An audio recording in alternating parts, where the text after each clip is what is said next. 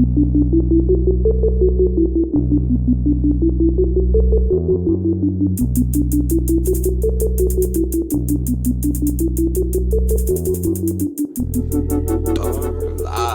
Here we are. Awesome. Back again, another episode. How are you, Dakota? I'm doing well. How are you today, Taylor? I'm doing good, man. Episode 4. I'm loving it. Yeah. Episode 4. The birth of Gangsta Rap. That's right. Before we get into it, let's talk a little bit about the songs you recommended last week at the end of the episode there. You recommended 2, some big ones. The first one you had, I think it was it Smooth? Yeah, it was Smooth Operator, Big Daddy Kane. Dude, thank you. Thank you. what it like? It's the type of song that you can listen to while you're just cruising in the car, while you're doing homework, while you're doing whatever, while you're at work, whatever it is, man. It's such a nice song that you can put on with anything. It's still got that energy or that vibe coming off of it, doesn't it? Like, I could listen to that today and still like it as much as probably people that, put it on back in the day liked it then. It's, I'm not going to say it's timeless. Like, it's not like it's a crazy classic or anything like that. But, no, it's just, he is a smooth operator. And the reason why I brought up that one was because of your suggestion, Know the Ledge by Eric B. and Rakim. And so it was kind of nice to put these 2 songs back to back. And the reason why I put them back to back like that was these guys were essentially competition to one another back in the day. We got Big Daddy Kane, the smooth operator, just smack you up the head with line after line. Each line feels like it's another slap to the face. And then you got Know the Ledge with Rakim's conscious rap on there. And so these 2 are in competition with each other, but they're in 2 different lanes. You know what I mean? And so you listen to Know the Ledge, and like we heard last week, Rakim was the father of flow. He was the one that found flow. Before him, flow was not a thing, I would say. And so you put that up against Smooth Operator, like you got that cool, calm, collected, mellow, down low voice of Big Daddy Kane. But it side by side, I can see why they said Rakim was the father of flow. Big Daddy Kane's got it. He's got that smooth mellow, but there's just something about it, like something about the pause after he's done his verse in between the bars where Rakim is just, it feels like it's fluid. Yeah, it's just like water, man. I know you love your Bruce Lee. It's like, it's just that, it's that smooth, just, oh man. And I'm so glad you did pick these and put it side by side, man.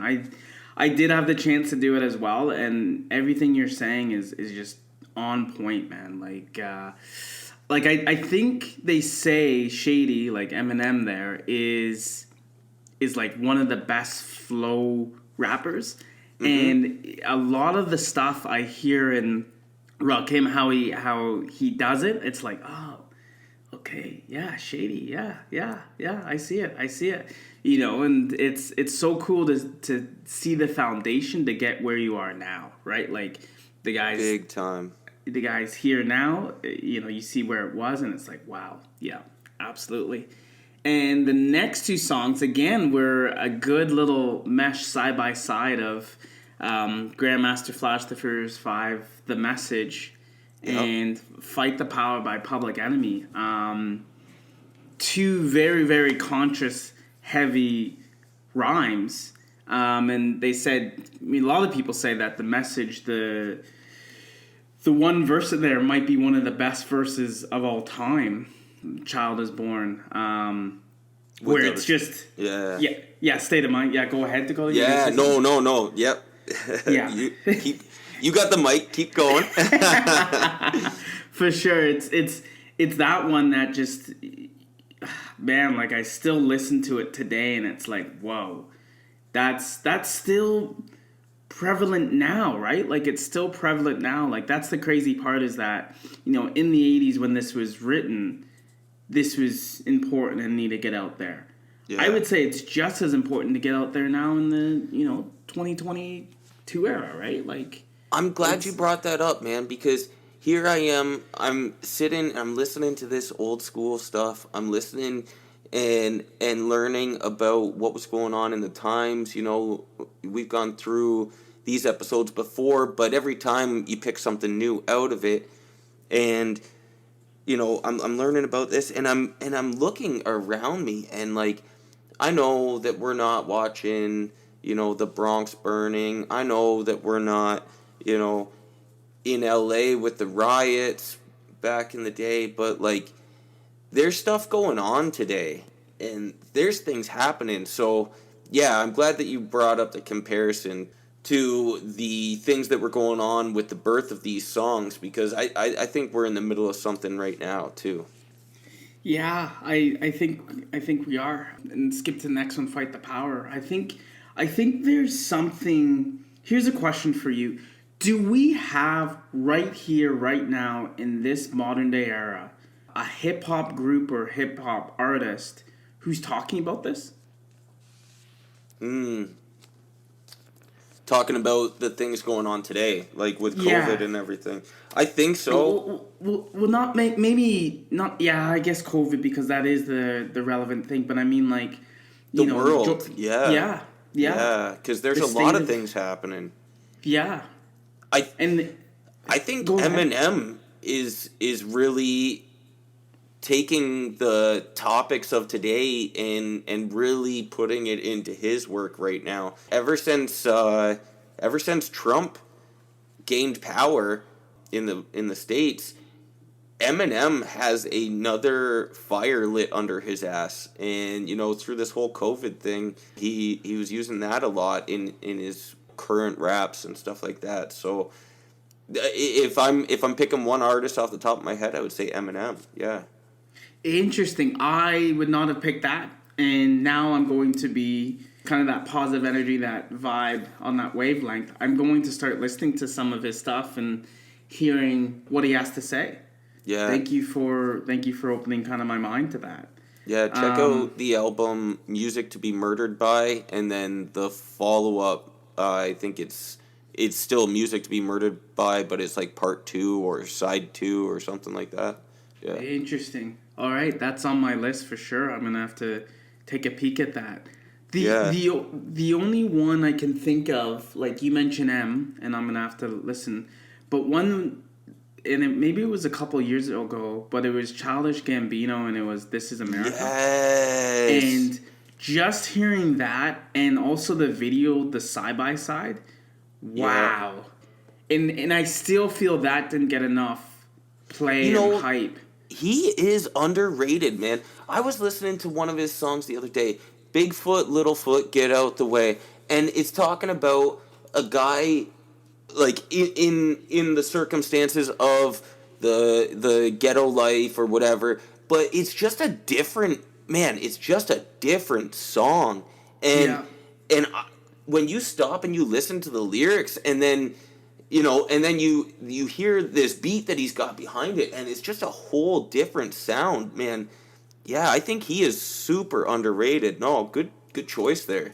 I think so too, man. And I'm not sure if you sent it to me or if we watched it together, but it was that interview he was doing, and he kind of did a little freestyle, and at the end of it, like the end of the freestyle, like what he had was it was deeper than rap. It's deeper than rap. Yeah. And just that, like, thinking about, like, what he's saying, it's not just me putting words together. It's not that. It's conscious. It's deeper than rap. I'm talking about something, right? Yeah. And it was just, it makes me want to kind of listen to a little bit more. Thank you for talking about Bigfoot, Littlefoot, Get Out the Way. I'm going to have to it's a good one. That. Yeah. But yeah, no. I always think of Kendrick Lamar when I'm thinking of conscious rap, but I haven't heard a whole lot coming out from him in the last little bit. I did hear him on one track recently, and he was talking a little bit about the times and things. I'm excited to see what's coming out, what he's got cooking right now, because he's always got very, like, incredibly deep thoughts. Like, that is conscious rap right there with Kendrick, for sure. Yeah, he's another one who's on kind of another level of just what he's seen and what he's gone through, and he puts it to paper, right? Like, I still, and I've swore I've said this like maybe 500 times, but his album Good Kid, Bad City, or Mad City, pardon me, is still one of my favorite all-time albums. Just talking about how a kid who had both his parents went to church, both his parents worked, and just how the mad city of LA, South Central LA, particularly Compton, changed them into just a crazy,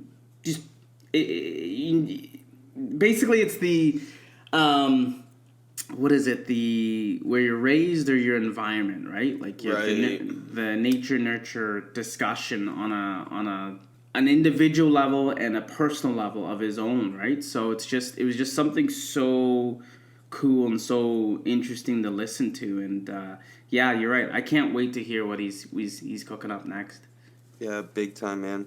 But to bring this back to what we were talking about here, Fight the Power. Mm-hmm. When you told me Fight the Power, when you said that was your pick, and then I threw at you The Message by Grandmaster Flash. See, to me, when I heard Fight the Power the first time, I was like, oh, this is Grandmaster Flash, The Furious Five, was Duke Booty and Melly Mel on The Message, on the lyrics there. And so in my mind, I hear Fight the Power, and it's like Melly Mel and Duke Booty just finished their lines on The Message, and then they passed the mic to the boys in Chucky D, I think, is the other guy. Chuck right? D, yeah. Yes sir, yeah. It's like they just passed the mic, man. It was like, they got done their rap with The Message, they passed the mic on, and then we got Fight the Power. It's like the two, it is, you've got the circumstance and then the outcome, Interesting. Yeah. That's a good take. What did you feel about Fight the Power? What did you think? Yeah, man, just like I said, it was a passing of the mic. So with Message, you've got the circumstances of what it's like to be living in the ghetto. It's your little peep through the keyhole into what that life is like. And then with Fight the Power, you have what came out of those circumstances. Here you have the environment, like you say, nature nurture. This environment actually nurtured these men into doing this song, Fight the Power, because I think at the time, you got the outcome of the Reagan administration and crack hitting the streets and heroin's bad but this is all being put into play by the higher ups, by the power, right? So you hear Fight the Power, it's like the only reason we're in this mess, the only reason we have the message is because of the power. So so fight that power and be the new power coming out of it. That's what I hear when I hear that. I love it, man. I love it. No, so good, and I'm glad we were able to go through these 4 songs, have a peek kind of at last week's episodes, and kind of take some solace in that, and which leads us to today's talk, the episode 4, heading over to the West Coast, man. Yeah, so you got the East Coast dealing with their despair, and that's what burst hip-hop in itself.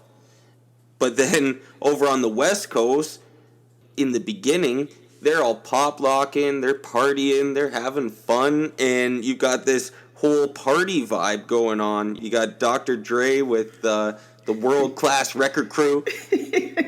That's right. In his doctor suit, his surgeon suit. Yeah. and they were just doing it all for the ladies, right? And yeah. I guess you can see where things turned a different direction in the West Coast too, because all of a sudden you've got all these guys that were holding on to this techno. Dr. Dre and those boys, they were holding on to this techno, and they didn't let that go. But it's like one day they took off all of the flashy suits and all the crazy gimmick, and then they put on their hood uniform, and now you've got the birth of gangster rap. And I would definitely say that turning point, again, due to a flood of drugs into the ghettos on the West Coast. All of a sudden, it wasn't a party anymore. Now you got crack fiends filling up the streets, and kids growing up without parents because of either dad in jail or mom being on crack, whatever the case may be. And so now you have this turning point on the West Coast.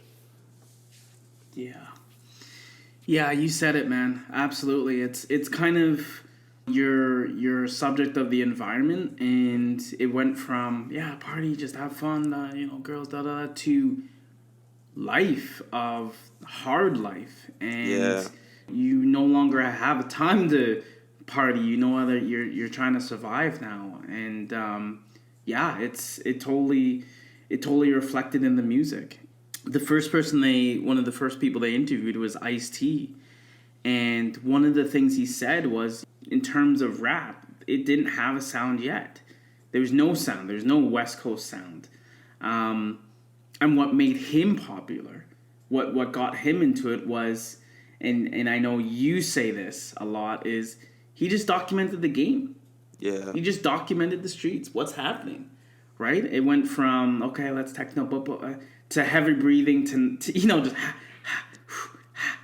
to actually saying something and making crip rhymes, right? Yeah. It was his big first one was the 6 a.m, and it was legitimately just talking about life, like his life as a drug dealer, right? Yeah, as an affiliate to these gangs in Crenshaw. Yeah. And that was no easy life, I'm sure. But even Ice-T was in the pop locking before this, so he was one of those guys that took off the gimmick outfit and put on the hood uniform too. And man, when he dropped that, the game changed. Now, I know he kind of puts the credit back to Schooly D, but it was 6 a.m. that changed the game. That's what I think. Oh, for sure, man. I think so. Because what it did was it gave people the ability to say that, oh, this is why it's popular, is because I'm living this. Yeah. I'm living this, and he's talking about us. He's talking about our life. Yeah, you're going to be attracted to that for sure, and it just brought a whole new kind of wave to the game, saying that if you were pop locking and you were doing this and now you're doing this, talk about it, right? Yep. And it's just, one thing I was thinking about too was he was saying that he knew people that were making $10 million per week doing this game, right? But your life expectancy was a couple of months, right? Like it's crazy. Yeah. It's just crazy. It's crazy that in this poverty-stricken area, all of a sudden these drug dealers are making millions, like enough that rats are eating the money because they can't spend it quick enough. That's messed up, man. So you've got a poverty-stricken area, but somehow there's enough money for these drugs and to make these guys bosses in their hoods. It's crazy. It's crazy because I think about like New York and the struggle and the issue there, but they were saying there were over 600 street gangs. How is that even? Was everybody in a gang? Like, that's just crazy to me. Well, and that's like your comment about Kendrick Lamar, and I'm so glad you brought that up pre-talking about this episode, because it's the same that's the same circumstances. Good kid, mad city. It doesn't matter if you were a good kid. It's just being in the environment. So yeah, everybody was in a gang. You were from Crenshaw, you were from Inglewood, you're part of that gang. You're not just. And I think about that movie that we watched. I'm sorry to get off track, but No, please. we watched that movie, you and I did, and we talked about that a little, and this was not on our podcast. The kid on there, he was from Inglewood, and all he kept on saying, every time he was asked who he was, are you Crip, you Blood, like who? He's like, no, I'm just Malcolm. But it's hard to be just yourself, is what I'm getting at. You're more, when you're in that area, you're part of that area by affiliation or not.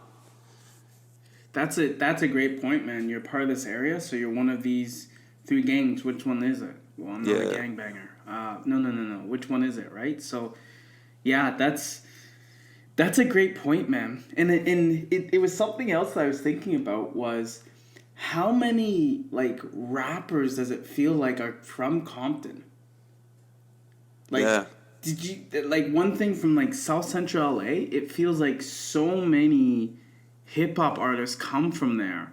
Yeah. And maybe it is just the surroundings of, you have that many gangs in that small area, you have stuff to talk about, right? Like, you... yeah, there's stories to be heard there.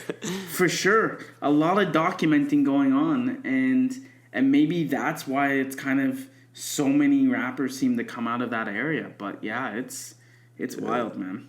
Reporters from the projects, right? That's right. And speaking of maybe one of the most famous reporters from the projects, N.W.A, man. Yeah. Yeah. Well, we could do a whole episode on N.W.A, man, but these guys are amazing, man. Now, I made the comment earlier about Fight the Power was a pass the mic from the message, but in this episode of the evolution of hip-hop, we actually heard Ice Cube saying that Boys in the Hood was a pass the mic of the message. So yeah. I almost would say that the mic was passed in 2 different directions. One was passed here to the East Coast with Fight the Power, and then one was passed to the West Coast, and there you have Boys in the Hood. That's a great point, man. That's a great point. Huh. I didn't even think about that, but yeah, watching Boys in the Hood, and they made a song as well, but wow. Yeah. Well, the song is the reference point I'm making here for sure, because it is, man. It's the reporters from these areas. That's what these guys are. They're just telling us what they see, and it's our little peek through the keyhole into these areas.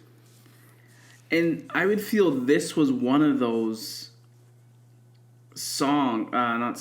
groups rather, that because people are looking through the looking glass or looking through the keyhole, suburb America did not like this.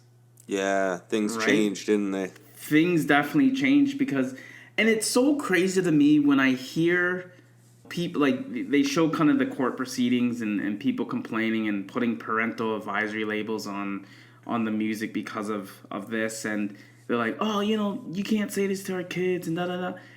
The whole thing is, this is a report of the streets. This is what African American kids are going through every day. So for you to say, oh, well, you can't show my kid this because they'll turn bad, what are you saying? Yeah. Like, what is it that you're actually saying is, well, you figure your stuff out, but don't come over to our side of the fence, right? That's basically, don't come into our neighborhoods is basically what it's saying. And it's like, okay, well, we're talking about what's going on here right now. Big song, F the police.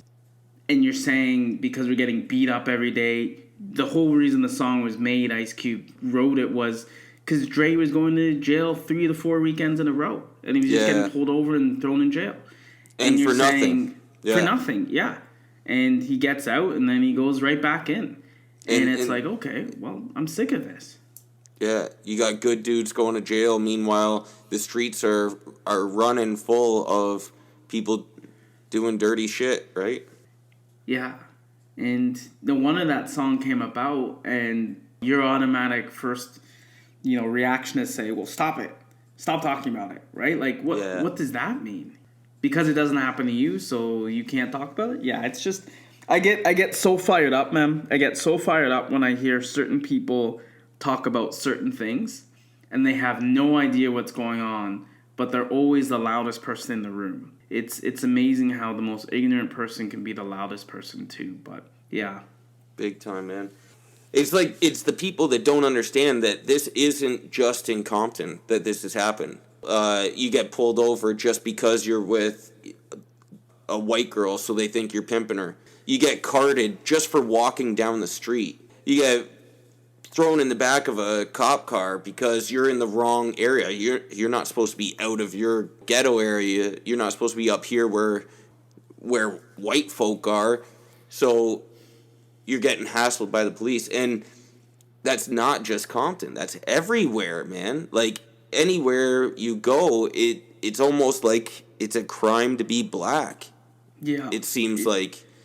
And I know you've even experienced crap like this up here in Ontario, right? Like, absolutely, man. And it goes back to kind of that Colin Black and White, which is another show we watched off this podcast. But those microaggressions, right? You're told it's bad to be black without being told it's bad to be black, right? Yeah. It gets kind of ingrained in you just through things like that, right? Thrown into a cop car because you're walking in the wrong neighborhood. They didn't say that's why you're in there, but, well, that's why you're in there, right? Yeah, and then they're so quick to say, oh, well, the only reason things are the way they are is because of this music. Well, no. The only reason this music exists is because things are the way they are. It's the chicken and egg. You can't tell me that this music came from nothing and then started things this way. No, this music came because nobody was talking about this. If everybody had cell phones and recorded shit like they do today, back then, my lord, I feel like we would be further ahead now because I feel like things are being more well documented now, and people are finding that we can unite and we can be as one, where back then it was, no, if you're a black individual, you're a black individual and you have no rights, and you are going to get treated this way in the ghetto, you're going to get treated this way when you come downtown, you're going to get treated this way even in rural areas, right? Like, just for no other reason than you're black. Like, that's... And it's not because of the music. The music came because of the way things were.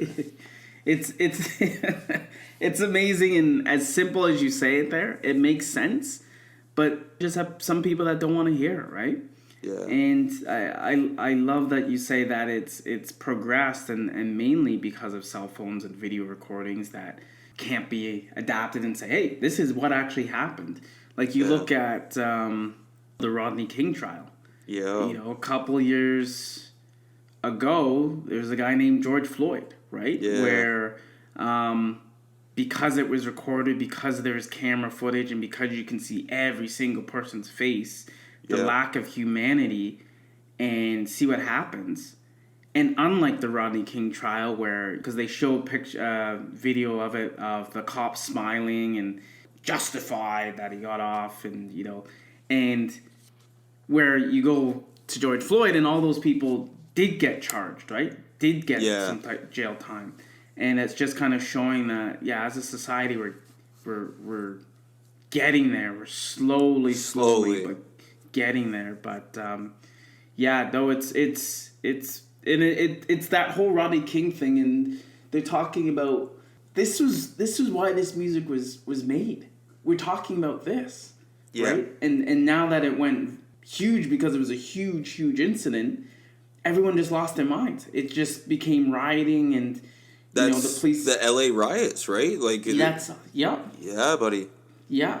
And the crazy thing is, you have the cops saying, like, we're so undermanned. They're just coming after us. And we haven't done anything. And it's like, no, this is repercussion for the last how many years you've been beating people in the streets for no reason.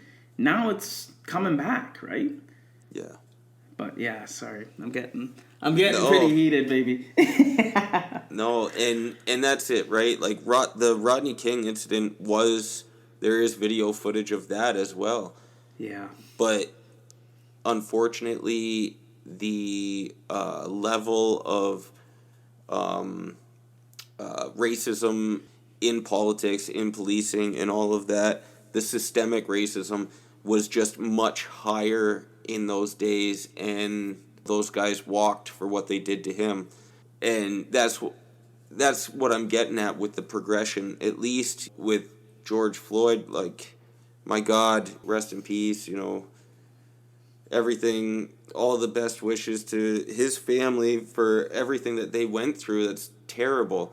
But at least that cop got a guilty plea or a guilty verdict on that trial, because this is where, if you look in the past, you see the Rodney King thing, and then that terribly unjust verdict, and then the riots in LA and LA burning. If it weren't for that back then, we wouldn't get to the point where we are at now, and we would be repeating this all over again, where if that man walked, oh my God, then expect the same thing. Everything's going to be on fire, man. Yeah.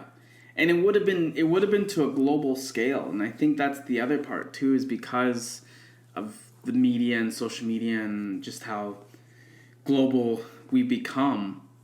Everybody was watching that. We're in Canada, and I was watching that. Like, you know what I mean? Like, people in England were watching that. People all over, like, South America, Asia, everybody was watching to see what would happen, because if the right verdict wasn't given, you're right, it would have been another riot, another everything on fire again. So now the systemic part of that has caught on. Even though there is a lot of systemic racism still in our world today, they know, at least now, we're so connected through social media, we're so connected through all of these different forms, that you better not just sweep this under the rug too, because you can expect that the people will rise. There's only so much people are willing to take, and enough is enough.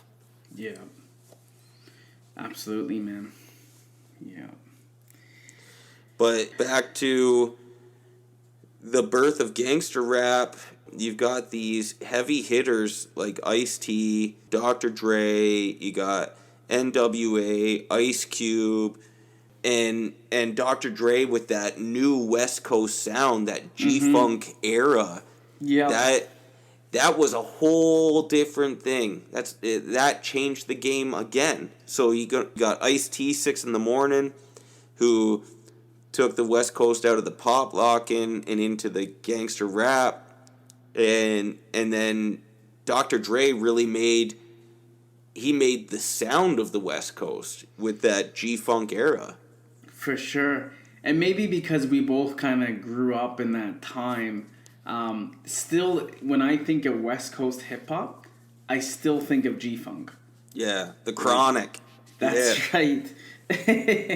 Anytime someone says West Coast hip-hop, I'm just thinking, that G-Funk sound, and like, oh, that's West Coast. Yeah, swing down, sweet cherry top.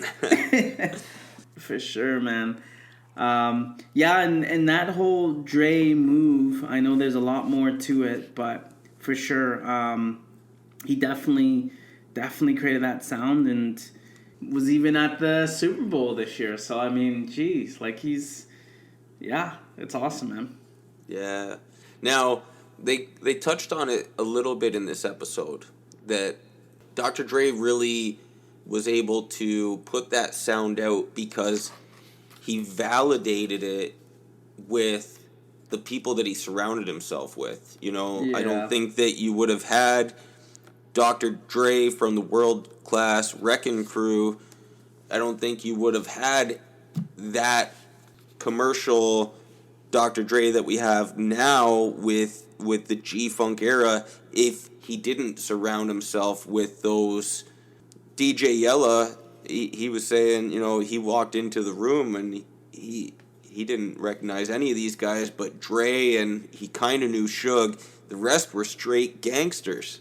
And Dr. Dre had to surround himself with that to come up with this sound. Well, not to come up with the sound, but to validate this sound, right? Yeah. And what does that mean to kind of you when you hear that? Is that meaning, do you feel like, okay, he's no longer documenting the streets, or he is because he has those people beside him and he's talking with them every day, and that sound now can come out? Or like, basically what I'm asking is, if he stayed with N.W.A, you don't think this sound would have ever hit the radio waves? Well, don't get me wrong. I think N.W.A was that's a hard group too. Yeah. Don't get me wrong. No, I think that was kind of the first stepping stone of Dr. Dre's sound. Without that, we wouldn't have the G-Funk. Without him going over to Death Row, we wouldn't have the G-Funk. It's all together this this validation of it, because he's from Compton. He knows this stuff. He was just smart enough to bury himself in music and not participate as much. So without the participation badge on, he wouldn't be able to say he's from this area without validating himself by who he surrounded himself with. If that makes sense. It does. It does, man. And yeah, thankfully he made this move, because I think, you know, he made that sound, and he put West Coast on the map. I think Ice-T, Schooly D, and, you know, a bunch of other rappers made it like, oh, okay, West Coast can rap. But I think this really, and N.W.A, of course, too, really put a stamp on it and said, okay, West Coast hip hop is here to stay, and it's a big thing. Yeah. Yeah, you're right. It's the voice. It's the sound of the West Coast, and everybody just thinks of Dr. Dre. Yeah, I would say he's definitely one of the fathers of the West Coast style. No, I love it, man. I love it. Before we leave the listeners off with something, did you want to add maybe one song that we both recommended this week? Yeah, absolutely. I'll go with Ice-T, 6 in the Morning, and the reason I'm going to pick that is because I've honestly haven't heard that in a long, long time. And I've only heard it a few times, so it's something that I want to give a listen to, and hopefully everyone else can listen with, and kind of feel that original documentation of the game, right, from Ice-T. Well, okay, so naturally, I'm going to pair that with the first thing that comes to mind, which is Schooly D and Parkside Killer. That's that PSK right there, buddy. That's right. So 6 in the Morning was it's Ice-T has said that Parkside Killer was the inspiration for 6 in the Morning, and he even compares the two songs himself. So I would love to give both of them a listen and compare them myself. Yeah. That sounds like a great idea, man. I've honestly not heard PSK in its full entirety, so this is gonna be a first listen for me, and what better to do than to pair it to, you know, the song that came out after that blew up, right? So yeah, I love it. Thanks, man. I love this. Episode 4, another good one, and I think next time we're coming at them with season 2, episode 1, right? That's right, buddy. Here we are. We've followed hip hop and the evolution through season 1, and we come all the way from. We've got the rhythmic talking over the beats in the disco era, all the way up to gangster rap out of the West Coast. So, man, what a trip already. Excited for season 2. Excited to keep these talks going, buddy. I'm excited too, man. Awesome. Thanks for doing this, and hope everyone's listening along and enjoying too. I love it, man. Right on. All right, easy. See you guys. Bye. Signing off.